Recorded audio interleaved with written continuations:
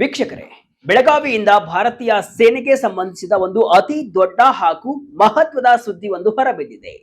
ನಮ್ಮ ಕುಂದಾನಗರಿ ಬೆಳಗಾವಿಯಲ್ಲಿ ಶತ್ರುಗಳ ಎದೆ ನಡುಗಿಸುವಂತಹ ಕ್ಷಣ ಮಾತ್ರದಲ್ಲಿ ಕಣ್ಮರೆಯಾಗಿ ದಾಳಿ ಮಾಡುವಂತಹ ಒಂದು ವಿಶೇಷ ಪಡೆಯನ್ನ ಭಾರತೀಯ ಸೇನೆ ಸಿದ್ಧಪಡಿಸಿದೆ. ಅದೇ ಭೈರವ್ ಬೆಟಾಲಿಯನ್. ಶತ್ರುಗಳ ಪಾಲಿಗೆ ಸಾಕ್ಷಾತ್ ಕಾಲ ಭೈರವನಂತೆಯೇ ಎರಗುವ ಈ 16ನೇ ಭೈರವ್ ಬೆಟಾಲಿಯನ್ ಅನ್ನ ಬೆಳಗಾವಿಯ ಪ್ರತಿಷ್ಠಿತ Maratha light infantry regimental centre ನಲ್ಲಿ ಅಧಿಕೃತವಾಗಿ ಸೇನೆಗೆ ಸೇರ್ಪಡೆ ಮಾಡಿಕೊಳ್ಳಲಾಗಿದೆ. ಹಾಗಾದ್ರೆ ಈ ಭೈರವ್ ಬೆಟಾಲಿಯನ್ ಅಂದ್ರೆ ಏನು? ಬೆಳಗಾವಿಯಲ್ಲಿ ಭೈರವ್ ಪ್ರಾಜೆಕ್ಟ್ ನ ಮಹತ್ವವೇನು? ಈ ಹೊಸ ಪಡೆಯನ್ನ ಸೇನೆಗೆ ಯಾಕೆ ತರಲಾಯಿತು? ಇದು ಸಾಮಾನ್ಯ ಸೈನಿಕರಿಗಿಂತ ಹಾಗೂ ಪ್ಯಾರಾ ಕಮಾಂಡೋಗಳಿಗಿಂತ ಹೇಗೆ ಭಿನ್ನವಾಗಿದೆ? ಗಡಿಯಲ್ಲಿ ಈ ಪಡೆಯ ಪಾತ್ರವೇನು? ಬೆಳಗಾವಿಯಲ್ಲಿಯೇ ಸ್ಥಾಪಿಸಲು ಕಾರಣ ಏನು? ಅವರ ತರಬೇತಿ ಹಾಗೂ ಸ್ಯಾಲರಿ ಎಷ್ಟಿದೆ ಎಂಬುದನ್ನ ಈ ವಿಡಿಯೋದಲ್ಲಿ ಡೀಟೇಲ್ ಆಗಿ ನೋಡ್ತಾ ಹೋಗೋಣ. ನಾನು ಶಿವಮೂರ್ತಿ ಸರ್ಬಾ. ಬೆಳಗಾವಿಯಲ್ಲಿ ಭಾರತೀಯ ಸೇನೆಯ ಅಸ್ತ್ರ ರೆಡಿ. ಸೇನೆಗೆ 16ನೇ ಭೈರವ್ ಬೆಟಾಲಿಯನ್ ಸೇರ್ಪಡೆ. ವೀಕ್ಷಕರೇ, ನಮ್ಮ ಬೆಳಗಾವಿ ಕೇವಲ ಕರ್ನಾಟಕಕ್ಕಷ್ಟೇ ಅಲ್ಲ, ಇಡೀ ಭಾರತೀಯ ಸೇನೆಗೆ ಒಂದು ಪ್ರಮುಖ ತಾಣ. ಇಲ್ಲಿರುವಂತಹ ಮರಾಠ ಲೈಟ್ ಇನ್ಫೆಂಟ್ರಿ ರೆಜಿಮೆಂಟ್ ಭಾರತೀಯ ಸೇನೆಯ ಅತ್ಯಂತ ಹಳೆಯ ಮತ್ತು ಅಷ್ಟೇ ಪರಾಕ್ರಮಿ ರೆಜಿಮೆಂಟ್ಗಳಲ್ಲಿ ಒಂದಾಗಿದೆ. ಇಂತಹ ಐತಿಹಾಸಿಕ ನೆಲದಲ್ಲಿ ಇದೀಗ 16ನೇ ಭೈರವ್ ಬೆಟಾಲಿಯನ್ ಅನ್ನ ಅಧಿಕೃತವಾಗಿ ಅಸ್ತಿತ್ವಕ್ಕೆ ತರಲಾಗಿದೆ. ಶನಿವಾರವಷ್ಟೇ ಬೆಳಗಾವಿಯ Maratha light infantry regimental centre ನ ಕಮಾಂಡೆಂಟ್ ಆಗಿರುವಂತಹ ಬ್ರಿಗೇಡಿಯರ್ ಜಾಯ್ದೀಪ್ ಮುಖರ್ಜಿ ಅವರು ಈ ಹೊಸ ಭೈರವ್ ಬೆಟಾಲಿಯನ್ ನ ಕಮಾಂಡಿಂಗ್ ಆಫೀಸರ್ಸ್ಗೆ ಪಡೆಯ ಧ್ವಜವನ್ನ ಹಸ್ತಾಂತರಿಸುವ ಮೂಲಕ ಈ ಪಡೆಯನ್ನ ಅಧಿಕೃತವಾಗಿ ಲಾಂಚ್ ಮಾಡಿದ್ದಾರೆ. ರಕ್ಷಣಾ ಸಚಿವಾಲಯ ಬಿಡುಗಡೆ ಮಾಡಿರುವಂತಹ ಹೇಳಿಕೆಯ ಪ್ರಕಾರ ಈ ಪಡೆಯನ್ನ ವಿಶೇಷವಾಗಿ ಅತಿ ಕಠಿಣವಾದ ಗುಡ್ಡಗಾಡು ಪ್ರದೇಶಗಳಲ್ಲಿ ಮತ್ತು ಪರ್ವತ ಶ್ರೇಣಿಗಳಲ್ಲಿ ಕಾರ್ಯಾಚರಣೆ ನಡೆಸಲು ಸೃಷ್ಟಿಸಲಾಗಿದೆ. ಇವರ ಮುಖ್ಯ ಗುರಿ ಏನಂದ್ರೆ ಶತ್ರುಗಳ ವಿರುದ್ಧ ಮಿಂಚಿನ ವೇಗದಲ್ಲಿ ಅಂದ್ರೆ ಹೈ ಮೊಬಿಲಿಟಿ ಮೂಲಕ ಕಾರ್ಯಾಚರಣೆ ನಡೆಸುವುದು.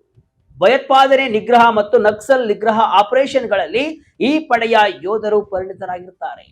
ಅತ್ಯಂತ ಕ್ಲಿಷ್ಟಕರ ಪರಿಸ್ಥಿತಿಯಲ್ಲಿ ಪರಿಸರಕ್ಕೆ ತಕ್ಕಂತೆ ಹೊಂದಿಕೊಂಡು ಶತ್ರುಗಳ ನೆಲೆಗಳ ಮೇಲೆ ನಿಖರವಾದ ದಾಳಿ ಅಂದ್ರೆ ಪ್ರಿಸೈಸ್ ಸ್ಟ್ರೈಕ್ಸ್ ಮಾಡುವುದು ಇವರ ಸ್ಪೆಷಾಲಿಟಿ. ಬದಲಾಗುತ್ತಿರುವ ಆಧುನಿಕ ಯುದ್ಧದ ಸವಾಲುಗಳನ್ನ ಎದುರಿಸಲು ಭಾರತೀಯ ಸೇನೆ ಎಷ್ಟರ ಮಟ್ಟಿಗೆ ತನ್ನನ್ನು ತಾನು ಅಪ್ಗ್ರೇಡ್ ಮಾಡಿಕೊಳ್ತಿದೆ ಅನ್ನೋದಕ್ಕೆ ಈ ಭೈರವ್ ಬೆಟಾಲಿಯನ್ ಬೆಸ್ಟ್ ಎಕ್ಸಾಂಪಲ್. ಸೇನೆ ಬೆಳಗಾವಿಯನ್ನೇ ಆಯ್ಕೆ ಮಾಡಿದ್ಯಾಕೆ? ಇನ್ನು 16ನೇ ಭೈರವ್ ಬೆಟಾಲಿಯನ್ ಅನ್ನ ಸ್ಥಾಪಿಸಲು ಸೇನೆ ನಮ್ಮ ಬೆಳಗಾವಿಯನ್ನು ಯಾಕೆ ಆಯ್ಕೆ ಮಾಡಿಕೊಂಡಿತ್ತು ಗೊತ್ತಾ? ಇದಕ್ಕೆ ಪ್ರಮುಖ ಕಾರಣ ಬೆಳಗಾವಿಯಲ್ಲಿರುವಂತಹ Maratha light infantry regimental centre.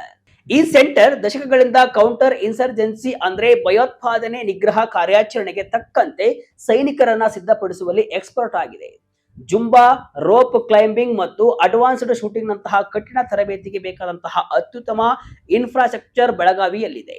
ಜೊತೆಗೆ ಇಲ್ಲಿನ ಸ್ಥಳೀಯ ಯೋಧರು ಮಹಾರಾಷ್ಟ್ರ, ಕರ್ನಾಟಕ ಗಡಿ, ಪಶ್ಚಿಮ ಮತ್ತು ದಕ್ಷಿಣ ಭಾಗದ ಭದ್ರತಾ ಸವಾಲುಗಳನ್ನ ಚೆನ್ನಾಗಿ ಅರಿತಿರುತ್ತಾರೆ. ಭವಿಷ್ಯದಲ್ಲಿ ದಿಢೀರ್ ದಾಳಿಗಳನ್ನ ಎದುರಿಸಲು ಭೈರವ್ ಪಡೆಯಂತಹ ಲೈಟ್ ಕಮಾಂಡೋಗಳ ತರಬೇತಿಗೆ ಬೆಳಗಾವಿ ಹೇಳಿ ಮಾಡಿಸಿದ ಜಾಗವಾಗಿದೆ. ಏನಿದು ಭೈರವ್ ಬೆಟಾಲಿಯನ್? ಇವರ ಕೆಲಸವೇನು? ಸಾಮಾನ್ಯ ಇನ್ಫೆಂಟ್ರಿ ಮತ್ತು ಪ್ಯಾರಾ ಕಮಾಂಡೋ ಬ್ರಿಡ್ಜ್. ನಿಮಗೆಲ್ಲ ಒಂದು ಪ್ರಶ್ನೆ ಕಾಡ್ತಿರಬಹುದು. ಸೇನೆಯಲ್ಲಿ ಈಗಾಗಲೇ ಸಾಮಾನ್ಯ ಸೈನಿಕರಿದ್ದಾರೆ, ಬಾರ್ಡರ್ ಸೆಕ್ಯೂರಿಟಿಗೆ ಪಡೆ ಇದೆ, ಜೊತೆಗೆ ಸರ್ಜಿಕಲ್ ಸ್ಟ್ರೈಕ್ ಮಾಡುವಂತಹ ಪ್ಯಾರಾ ಸ್ಪೆಷಲ್ ಫೋರ್ಸ್ ಕಮಾಂಡೋಗಳು ಕೂಡ ಇದ್ದಾರೆ. ಹೀಗಿರುವಾಗ ಈ ಭೈರವ್ ಬೆಟಾಲಿಯನ್ ಯಾಕೆ ಬೇಕು ಅಂತ ಇಲ್ಲೇ ಇರೋದು ನೋಡಿ ಅಸಲಿ ಟ್ವಿಸ್ಟ್. ಈ ಭೈರವ್ ಬೆಟಾಲಿಯನ್ ಅನ್ನೋದು ನಮ್ಮ ರೆಗ್ಯುಲರ್ ಇನ್ಫೆಂಟ್ರಿ ಅಂದ್ರೆ ಸಾಮಾನ್ಯ ಕಾಲ್ದಳ ಮತ್ತು ಎಲೈಟ್ ಪ್ಯಾರಾ ಸ್ಪೆಷಲ್ ಫೋರ್ಸ್ ನಡುವಿನ ಒಂದು ಬ್ರಿಡ್ಜ್ ಆಗಿ ಕೆಲಸವನ್ನು ಮಾಡುತ್ತೆ. ಅಂದ್ರೆ ಕೆಲವು ತುರ್ತು ಟ್ಯಾಕ್ಟಿಕಲ್ ಮಿಷನ್ಗಳು ಬಂದಾಗ ಪ್ರತಿ ಬಾರಿ ನಮ್ಮ ಪ್ರಮುಖ ಪ್ಯಾರಾ ಕಮಾಂಡೋಗಳನ್ನೇ ಕಳುಹಿಸುವ ಬದಲು ಈ ಭೈರವ್ ಪಡೆಯನ್ನ ಬಳಸಲಾಗುತ್ತದೆ. ಇದರಿಂದ ನಮ್ಮ ಪ್ಯಾರಾ SF ಕಮಾಂಡೋಗಳು ಶತ್ರುಗಳ ಗಡಿಯೊಳಗೆ ನುಗ್ಗಿ ಮಾಡುವಂತಹ ಅತಿ ದೊಡ್ಡ ಸ್ಟ್ರಾಟಜಿಕ್ ಆಪರೇಷನ್ಗಳ ಮೇಲೆ ಮಾತ್ರ ಫೋಕಸ್ ಮಾಡಲು ಸಾಧ್ಯವಾಗುತ್ತೆ. ಭೈರವ್ ಪಡೆಯನ್ನ ಒಂದು ಲೀನ್ ಮತ್ತು ಲೈಟ್ ಕಮಾಂಡೋ ಪಡೆ ಅಂತ ಕರೆಯಲಾಗುತ್ತೆ. ಇವರ ಪ್ರಮುಖ ಕೆಲಸಗಳೇನು ಗೊತ್ತಾ? ಗಡಿಯಲ್ಲಿ ಶೀಘ್ರವಾಗಿ ಸ್ಪಂದಿಸುವುದು, ಶತ್ರುಗಳ ಪ್ರದೇಶದೊಳಗೆ ನುಗ್ಗಿ ಡೀಪ್ ರಿಕಗ್ನೈಸೇಷನ್ಸ್ ಅಂದ್ರೆ ಆಳವಾದ ಕಣ್ಗಾವಲು ನಡೆಸುವುದು, ಶತ್ರುಗಳಿಗೆ ಸುಳಿವೆ ಸಿಗದಂತೆ ಸರ್ಪ್ರೈಸ್ ಅಟ್ಯಾಕ್ ಮಾಡುವುದು, ಶತ್ರುಗಳ ಪಡೆ ಒಗ್ಗೂಡದಂತೆ ಅವರನ್ನ ಛಿದ್ರಗೊಳಿಸುವುದು ಮತ್ತು ಗಡಿ ನಿಯಂತ್ರಣ ರೇಖೆಯಲ್ಲಿ ಕ್ರಾಸ್ ಬಾರ್ಡರ್ ಆಪರೇಷನ್ ಮಾಡುವುದು ಇವರ ಪ್ರಮುಖ ರೋಲ್ ಆಗಿರುತ್ತೆ. ಯಾವುದೇ ಒಂದು ದೊಡ್ಡ ಬೆಟಾಲಿಯನ್ ಅನ್ನ ಕಳುಹಿಸುವ ಮುನ್ನ ಈ ಭೈರವ್ ಪಡೆಗಳು ಹೋಗಿ ಶತ್ರುಗಳ ಸೊಂಟ ಮುರಿಯುವ ಕೆಲಸವನ್ನ ಮಾಡಲಿವೆ. ಘಾತಕ್ ಭೈರವ್ ಮತ್ತು ಪ್ಯಾರಾ ಕಮಾಂಡೋ. ಈ ಮೂವರ ನಡುವಿನ ಅಸಲಿ ವ್ಯತ್ಯಾಸವೇನು? ನಮ್ಮ ಸೇನೆಯಲ್ಲಿರುವಂತಹ ಪಡೆಯನ್ನ ನಾವು ಸುಲಭವಾಗಿ ಅರ್ಥ ಮಾಡಿಕೊಳ್ಬೇಕು ಅಂದ್ರೆ ಒಂದು ಕಂಪ್ಯಾರಿಸನ್ ಮಾಡಿ ನೋಡ್ಲೇಬೇಕು. ಮೊದಲನೇದಾಗಿ ಘಾತಕ್ ಪ್ಲಟೂನ್. ಇವರು ಒಂದು ಸಾಮಾನ್ಯ ಇನ್ಫೆಂಟ್ರಿ ಬೆಟಾಲಿಯನ್ ನಲ್ಲಿರುವಂತಹ 20-30 ಜನ ಅತ್ಯಂತ ಫಿಟ್ ಆದ ಸೈನಿಕರ ಗುಂಪು. ಇವರ ಕೆಲಸ ಬಾರ್ಡರ್ ಹತ್ತಿರ ಸಣ್ಣ ಪುಟ್ಟ ಪೆಟ್ರೋಲಿಂಗ್ ಮತ್ತು ಶಾಕ್ ದಾಳಿ ಮಾಡುವುದು. ಇನ್ನು ಎರಡನೇದಾಗಿ ಈ ನಮ್ಮ ಹೊಸ ಭೈರವ್ ಬೆಟಾಲಿಯನ್. ಇದರಲ್ಲಿ ತಲಾ 200ರಿಂದ 250 ಜನ ಸ್ಪೆಷಲ್ ಕಮಾಂಡೋಗಳು ಇರುತ್ತಾರೆ. ಇವರು ಘಾತಕ ಪಡೆಕ್ಕಿಂತ ದೊಡ್ಡ ಮಟ್ಟದ ಆಪರೇಷನ್ ಮಾಡ್ತಾರೆ. ಡ್ರೋನ್ಗಳನ್ನ ಬಳಸಿ ಹೈಬ್ರಿಡ್ ವಾರ್ಫೇರ್ ಮಾಡ್ತಾರೆ. ಕಾರ್ಪ್ಸ್ ಮತ್ತು ಡಿವಿಷನ್ ಮಟ್ಟದಲ್ಲಿ ಕೆಲಸವನ್ನು ಮಾಡ್ತಾರೆ. ಇನ್ನು ಮೂರನೇದಾಗಿ ಪ್ಯಾರಾ SF. ಇವರು ಸೇನೆಯ ಟಾಪ್ ಮೋಸ್ಟ್ ಎಲೈಟ್ ಕಮಾಂಡೋಗಳು. ಇವರ ಬೆಟಾಲಿಯನ್ ಅಲ್ಲಿ ಸುಮಾರು 600 ಜನ ಇರ್ತಾರೆ. ಸರ್ಜಿಕಲ್ ಸ್ಟ್ರೈಕ್, ಶತ್ರು ರಾಷ್ಟ್ರದೊಳಗೆ ನುಗ್ಗಿ ಮಾಡುವ ಆಪರೇಷನ್, ಹೋಸ್ಟೇಜ್ ರೆಸ್ಕ್ಯೂ ಅಂದ್ರೆ ಒತ್ತೆಯಾಳುಗಳ ರಕ್ಷಣೆ ಇವರ ಕೆಲಸ. ಅಂದ್ರೆ ಭೈರವ್ ಪಡೆಗಳು ಘಾತಕ ಪಡೆಯ ಸಾಮರ್ಥ್ಯವನ್ನ ಮುಂದಿನ ಲೆವೆಲ್ಗೆ ಕೊಂಡೊಯ್ಯುತ್ತವೆ. ಆದ್ರೆ ಪ್ಯಾರೋ ಕಮಾಂಡ್ಗಳ ಮೇಲಿನ ಒತ್ತಡವನ್ನ ಕಡಿಮೆ ಮಾಡುತ್ತೆ. ಇವರ ನೇಮಕಾತಿಯು ಕೂಡ ವಿಭಿನ್ನವಾಗಿರುತ್ತೆ. ಭೈರವ್ ಪಡೆಗೆ ಆಯಾ ಪ್ರದೇಶದ ಮಣ್ಣಿನ ಮಕ್ಕಳನ್ನ ಅಂದ್ರೆ ಆ ಜಾಗದ ಭೌಗೋಳಿಕ ಅರಿವಿರುವಂತಹ ಸೈನಿಕರನ್ನ, ಮಲ್ಟಿ ಸ್ಕಿಲ್ ಇರುವ ಸ್ಪೆಷಲಿಸ್ಟ್ ಗಳನ್ನ ಆಯ್ಕೆ ಮಾಡಲಾಗುತ್ತೆ. ಡ್ರೋನ್ಗಳ ಬಳಕೆ ಹೈಬ್ರಿಡ್ ವಾರ್ಫೇರ್ಗೆ ಸಿದ್ಧ. ತಂತ್ರಜ್ಞಾನವೇ ಭೈರವ್ ಬೆಟಾಲಿಯನ್ನ ಬ್ರಹ್ಮಾಸ್ತ್ರ. ಇಂದಿನ ಕಾಲದ ಯುದ್ಧ ಕೇವಲ ಬಂದೂಕು ಮತ್ತು ಬಾಂಬ್ಗಳಿಂದ ನಡೆಯಲ್ಲ. ಈಗ ಏನಿದ್ರು ಟೆಕ್ನಾಲಜಿ ಯುಗ. ಇದನ್ನೇ ಸೇನೆ ಭೈರವ್ ಬೆಟಾಲಿಯನ್ಗೆ ಅಳವಡಿಸಿದೆ. ಹೌದು ವೀಕ್ಷಕರೇ, ಈ ಭೈರವ್ ಬೆಟಾಲಿಯನ್ ಅನ್ನ ಹೈಬ್ರಿಡ್ ವಾರ್ಫೇರ್ ಗಾಗಿಯೇ ಡಿಸೈನ್ ಮಾಡಲಾಗಿದೆ. ಈ ಪಡೆಯ ಸೈನಿಕರು ಕೇವಲ ಫಿಸಿಕಲಿ ಆಗಿ ಮಾತ್ರ ಸ್ಟ್ರಾಂಗ್ ಅಲ್ಲ, ಟೆಕ್ನಿಕಲ್ ಆಗಿ ಕೂಡ ಅಡ್ವಾನ್ಸ್ಡ್. ಇವರ ಆಪರೇಷನ್ ಗಳಲ್ಲಿ ಡ್ರೋನ್ಗಳ ಬಳಕೆ ಅತಿ ಹೆಚ್ಚು ಇರಲಿದೆ. ಕಣ್ಗಾವಲು ಅಂದ್ರೆ ISR, ಇಂಟೆಲಿಜೆನ್ಸಿ, ಸರ್ವೆಲೆನ್ಸ್ ಮತ್ತು ರಿಕಗ್ನೈಸೇಷನ್ಸ್ ಮತ್ತು ಎಲೆಕ್ಟ್ರಾನಿಕ್ ಸಪೋರ್ಟ್ ಇವರ ಆಪರೇಷನಲ್ ಶೈಲಿಯಾಗಿದೆ. ಶತ್ರುಗಳ ನೆಲೆ ಎಲ್ಲಿದೆ, ಎಷ್ಟು ಜನರಿದ್ದಾರೆ ಅನ್ನೋದನ್ನ ಅಡ್ವಾನ್ಸ್ಡ್ ಡ್ರೋನ್ಗಳ ಮೂಲಕ ಪತ್ತೆ ಹಚ್ಚಿ ಶತ್ರುಗಳ ನೆಲೆಯೊಳಗೆ ನುಗ್ಗಿ ಟಾರ್ಗೆಟ್ ಮಾಡಲು ಇವರಿಗೆ ಟ್ರೈನಿಂಗ್ ನೀಡಲಾಗಿದೆ. ಸೇನೆಯ ಮೂಲಗಳ ಪ್ರಕಾರ ಭವಿಷ್ಯದ ಅನ್ಮ್ಯಾನ್ಡ್ ವಾರ್ಫೇರ್ ಗಾಗಿ ಸೇನೆ ಸಿದ್ಧತೆಯನ್ನು ನಡೆಸ್ತಾ ಇದ್ದು 1 ಲಕ್ಷಕ್ಕೂ ಹೆಚ್ಚು ಡ್ರೋನ್ ಆಪರೇಟರ್ ಗಳನ್ನ ಸೃಷ್ಟಿಸುವ ಗುರಿಯನ್ನ ಹೊಂದಿದೆ. ಭೈರವ್ ಬೆಟಾಲಿಯನ್ ಇದೇ ಆಧುನಿಕ ತಂತ್ರಜ್ಞಾನದ ಪ್ರಮುಖ ಭಾಗವಾಗಲಿದೆ. ಭೈರವ್ ಬೆಟಾಲಿಯನ್ ಎಲ್ಲೆಲ್ಲಿ ನಿಯೋಜನೆ? ಉತ್ತರ ಕಮಾಂಡ್, ಸದರ್ನ್ ಕಮಾಂಡ್ ನಲ್ಲಿ ಪ್ಲಾನ್. ಈಗ ಇನ್ನೊಂದು ಪ್ರಮುಖ ವಿಚಾರಕ್ಕೆ ಬರೋಣ. ಭಾರತೀಯ ಸೇನೆ ಒಟ್ಟು 25 ಭೈರವ್ ಬೆಟಾಲಿಯನ್ ಗಳನ್ನ ಕಟ್ಟುವ ಬೃಹತ್ ಪ್ಲಾನ್ ಅನ್ನ ಹೊಂದಿದೆ. ಈಗಾಗಲೇ ಬೆಳಗಾವಿ ಬೆಟಾಲಿಯನ್ ಸೇರಿ 16 ಬೆಟಾಲಿಯನ್ ಗಳನ್ನ ರಚಿಸಲಾಗಿದ್ದು 2025ರ ಗಣರಾಜ್ಯೋತ್ಸವದ ಪರೇಡ್ ನಲ್ಲಿ ಇವರು ಮೊದಲ ಬಾರಿಗೆ ಸಾರ್ವಜನಿಕರ ಮುಂದೆ ಬಂದು ತಮ್ಮ ತಾಕತ್ತು ಪ್ರದರ್ಶನ ಮಾಡಿದ್ರು. ಇನ್ನು ಭೈರವ್ನ ಮೊದಲ 5 ಬೆಟಾಲಿಯನ್ ಗಳನ್ನ ಅತಿ ಸೂಕ್ಷ್ಮ ಪ್ರದೇಶವಾಗಿರುವಂತಹ ನಾರ್ಥರ್ನ್ ಕಮಾಂಡ್ ಅಡಿಯಲ್ಲಿ ನಿಯೋಜನೆ ಮಾಡಲಾಗಿದೆ. ನಿಮಗೆ ಗೊತ್ತಿರಲಿ, ಜಮ್ಮು ಮತ್ತು ಕಾಶ್ಮೀರದ ಉಧಂಪುರದಲ್ಲಿ ಭಾರತೀಯ ಸೇನೆಯ ನಾರ್ದರ್ನ್ ಕಮಾಂಡ್ ನ ಹೆಡ್ ಕ್ವಾರ್ಟರ್ಸ್ ಇದೆ. ಒಂದು ಬೆಟಾಲಿಯನ್ ಲೇಹ್ನಲ್ಲಿರುವಂತಹ 14 ಕಾರ್ಪ್ಸ್ ಅಡಿಯಲ್ಲಿ ಕೆಲಸ ಮಾಡ್ತಿದ್ರೆ, ಇನ್ನೊಂದು ಬೆಟಾಲಿಯನ್ ಶ್ರೀನಗರದ 15 ಕಾರ್ಪ್ಸ್ ಜೊತೆ ಕೈ ಜೋಡಿಸಿದೆ. ಮತ್ತೊಂದು ಕಡೆ ನಗ್ರೋತಾದ 16 ಕಾರ್ಪ್ಸ್ ಅಡಿಯಲ್ಲಿ ಆಪರೇಷನ್ ನಡೆಸ್ತಾ ಇದೆ. ಉಳಿದ 2 ಬೆಟಾಲಿಯನ್ ಗಳನ್ನ ಉತ್ತರ ಕಮಾಂಡ್ ನ ಇತರೆ ಸೂಕ್ಷ್ಮ ಪ್ರದೇಶಗಳಲ್ಲಿ ಕಾರ್ಯಾಚರಣೆಗೆ ಸಿದ್ಧವಾಗಿಡಲಾಗಿದೆ. ಅದರಲ್ಲೂ ವಿಶೇಷವಾಗಿ ಸಿಯಾಚಿನ್ ನಂತಹ ಅತಿ ಎತ್ತರದ ಯುದ್ಧ ಭೂಮಿ, ರಾಜಸ್ಥಾನ, ಜಮ್ಮು, ಲಡಾಖ್ ಮತ್ತು ಈಶಾನ್ಯ ರಾಜ್ಯಗಳ ಗಡಿ ಪ್ರದೇಶಗಳಲ್ಲಿ ಈ ಕಮಾಂಡ್ಗಳು ಹದ್ದಿನ ಕಣ್ಣಿಡುತ್ತಿವೆ.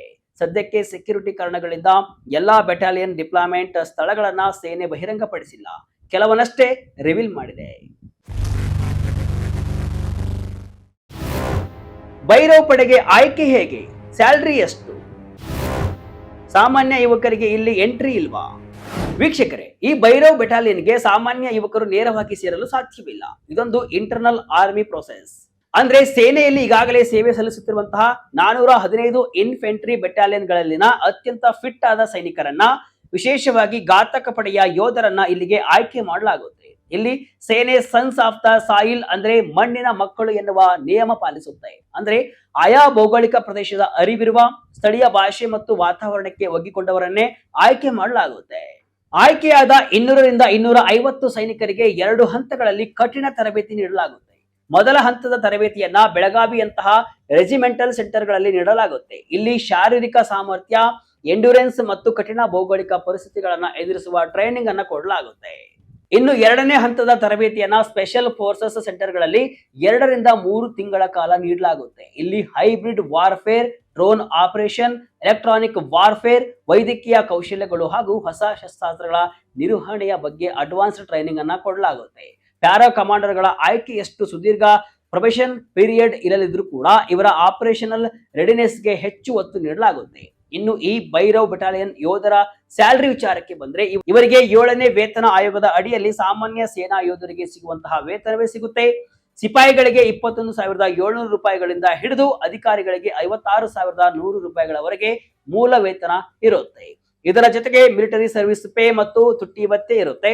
ಆದರೆ ಇವರು ಹೈ ರಿಸ್ಕ್ ಕಾರ್ಯಾಚರಣೆಗಳನ್ನ ಮಾಡುವುದರಿಂದ ಹೈ ಆಲ್ಟಿಟ್ಯೂಡ್ ಭತ್ಯೆ, ಕೌಂಟರ್ ಇನ್ಸರ್ಜೆನ್ಸಿ ಭತ್ಯೆ ಇವುಗಳನ್ನ ಸೇರಿದಂತೆ ತಿಂಗಳಿಗೆ 6,300ರಿಂದ 16,900 ರೂಪಾಯಿಗಳವರೆಗೆ ವಿಶೇಷ ಭತ್ಯೆಗಳು ಸಿಗಲಿವೆ.